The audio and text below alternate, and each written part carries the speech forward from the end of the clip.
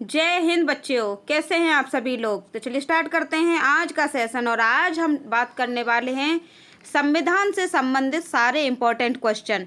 इसमें से एक क्वेश्चन तो आपको एग्जाम में मिलना ही मिलना है, इसलिए विद कॉपी और पेन लेकर साथ में बैठें। तो पहला है क्वेश्चन, भारत की 22 भाषाओं का उल्लेख किस अनुसूची में है। तो उससे पहले जितनी भी अनुसूचियाँ दी गई हैं, चलिए उनकी भी चर्चा कर लेते हैं। पहला है फोर्थ अनुसूची। फोर्थ अनुसूची में राज्य एवं संघ का राज्यसभा में प्रतिनिधित्व किया जाता है। सिक्स्थ अनुसूची में क्या होता है, इसमें जनजातीय क्षेत्रों का प्रशासन की बात की गई है, जैसे कि असम है, मिजोरम है, त्रिपुरा है, ये जो भी जनजातीय क्षेत्र है उनकी बात की गई है। और एट्थ अनुसूची के अंतर्गत ही हमारा 22 भाषाओं का उल्लेख मिलता है। नेक्स्ट है 10th अनुसूची। इसमें दल बदल संबंधी प्रावधान लिए गए हैं। तो देखिए ये क्वेश्चन एक था, लेकिन टॉपिक हमारे 4 क्लियर हुए। अब नेक्स्ट क्वेश्चन, पंचायती राज संस्थाओं का उल्लेख किस अनुसूची में किया गया है। तो ये हमारी 11th अनुसूची में किया गया है। लेकिन देखिए फर्स्ट, सेकंड और 12th इनकी भी बात कर लेते हैं। पहली अनुसूची, इसमें राज्य एवं संघ शासित क्षेत्रों का उल्लेख मिलता है। दूसरी अनुसूची में पदाधिकारियों के वेतन एवं भत्ते की बात की गई है। और जो 12वीं अनुसूची है, इसमें नगरीय निकायों की बात की गई है। आप लोगों को एक और बात बता दें कि जो 11वीं और 12वीं अनुसूची है, ये 1993 ईस्वी में 73वें और 74वें संविधान संशोधन जो हुए थे उनके उस समय जोड़ी गई थी। नेक्स्ट है हमारा संपत्ति का अधिकार। इसे मूल अधिकार से कब खत्म कर दिया गया। तो 1979 में जो 44वां संविधान संशोधन हुआ था, इसमें संपत्ति का अधिकार जो 7वां था इसे खत्म कर दिया गया। और अभी प्रेजेंट में हमारे 6 ही मूल अधिकार बाकी हैं।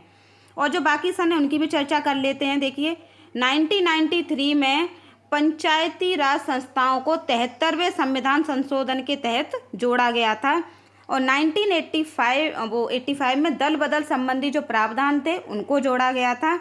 और 1976 में हमारे मौलिक कर्तव्यों का संविधान में समावेश किया गया था। नेक्स्ट, मूल कर्तव्यों को किस देश से लिया गया है। तो देखिए जो हमारे मूल कर्तव्य हैं इन्हें सोवियत रूस से लिया गया है। और फ्रांस से हमारी गणतंत्रात्मक शासन पद्धति को लिया गया है।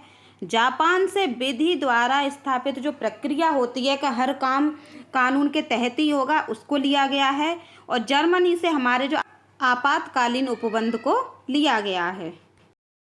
नेक्स्ट है संघ सूची में कितने विषयों को शामिल किया गया है। तो हम पहले चर्चा कर चुके हैं कि हमारी 3 सूचियां होती हैं, संघ सूची, समवर्ती सूची और राज्य सूची। तो इसमें संघ सूची में हमारे 100 विषयों को लिया गया है। और राज्य सूची में हमारे 61 विषय होते हैं। और समवर्ती सूची में हमारे 52 विषय होते हैं। और तीसरी कोई अनुसूची नहीं होती है जिसमें कि 32 विषय लिए जाएं। नेक्स्ट क्वेश्चन क्या है, देखिए नेक्स्ट है शिक्षा को किस सूची के अंतर्गत रखा गया है। बच्चों गौर करना, ये क्वेश्चन बहुत इंपॉर्टेंट है, एग्जाम में कईयों बार पूछा गया है, इसलिए ध्यान देना इस क्वेश्चन पर। देखिए शिक्षा को समवर्ती सूची के अंतर्गत रखा गया है। समवर्ती सूची में हमारे 52 विषय आते हैं, जिसमें देखिए इंपॉर्टेंट कौन से हैं। इसमें वन, प्रदूषण नियंत्रण, परिवार नियोजन और समाचार पत्र जैसे विषय भी समवर्ती सूची में ही लिए जाते हैं। देखिए संघ सूची में कौन कौन से विषय होते हैं, जैसे कि सेना है, रक्षा है, रेल है, मुद्रा, ये सभी हमारे संघ सूची में ही आते हैं। और राज्य सूची के अंतर्गत पशु, सिंचाई, रेल, पुलिस, सड़क, इस तरह की जो राज्य से संबंधित जो भी विषय होते हैं, जो भी कार्यक्रम होते हैं, वो सभी हमारे राज्य सूची के अंतर्गत ही आते हैं। नेक्स्ट है डॉक्टर भीमराव अंबेडकर ने किसे संविधान की आत्मा कहा है। देखिए बच्चों आपको इस क्वेश्चन में कंफ्यूज्ड बिल्कुल नहीं होना है, क्योंकि इसमें भी 2 तरह के क्वेश्चन आते हैं कि संविधान के अनुसार किसे संविधान की आत्मा कहा जाता है, और दूसरा आता है कि डॉक्टर भीमराव अंबेडकर के अनुसार किसे संविधान की आत्मा कहा जाता है। दोनों क्वेश्चन अलग अलग हैं। तो देखिए भीमराव अंबेडकर ने संवैधानिक उपचारों को संविधान की आत्मा कहा है, क्योंकि हमारे किसी भी अधिकार का हनन होने पर हम अपनी अर्जी यानी अपील सुप्रीम कोर्ट में बेहिचक लगा सकते हैं। तो देखिए नेक्स्ट है कि मैंने एक बात की थी कि संविधान के अनुसार संविधान की आत्मा किसे कहा गया है। तो जो प्रस्तावना है इसे संविधान के अनुसार संविधान की आत्मा माना गया है। दोनों क्वेश्चन क्लियर हो गए। देखिए नेक्स्ट क्वेश्चन क्या है। उपाधियों का निषेध यह किस मूल अधिकार के अंतर्गत आता है?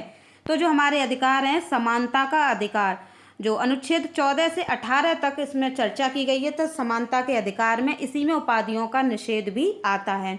समानता किस किस में देखिए, कानून के समक्ष समानता, धर्म, नस्ल, जाति, लिंग और जन्म स्थान, इन पांचों के आधार पर हम किसी भी इंसान में, किसी भी व्यक्ति में, चाहे लड़का हो चाहे लड़की हो, हम भेदभाव नहीं कर सकते हैं। ये सुप्रीम कोर्ट का सख्त आदेश है।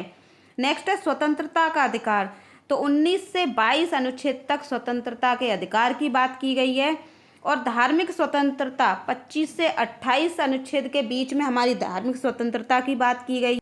देखिए अनुच्छेद 23 और 24 के अंतर्गत शोषण के विरुद्ध अधिकार की बात की गई है।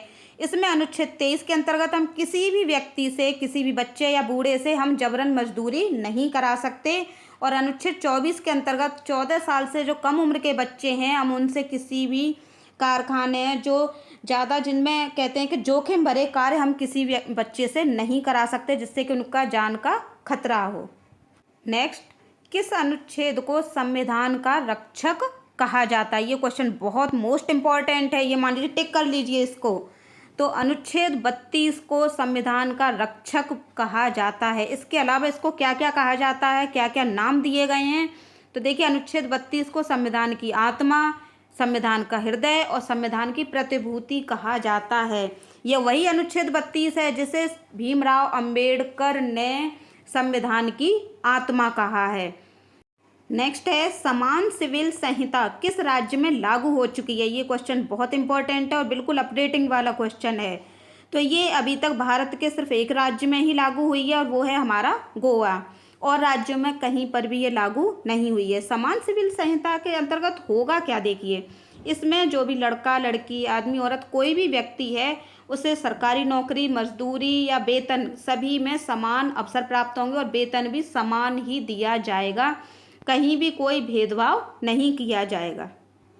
चलिए अब एक टेस्टिंग क्वेश्चन आप लोगों के लिए, देखते हैं कि आपने कितना संविधान पढ़ रखा है।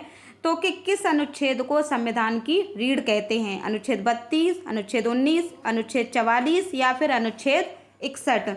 बच्चे ये सेशन बहुत खास था। अगर आप लोगों को अच्छा लगा तो इसे एक लाइक करना बिल्कुल ना भूलें और अगर चैनल पर नए हैं तो अभी कभी इसे सब्सक्राइब जरूर कर लें। धन्यवाद।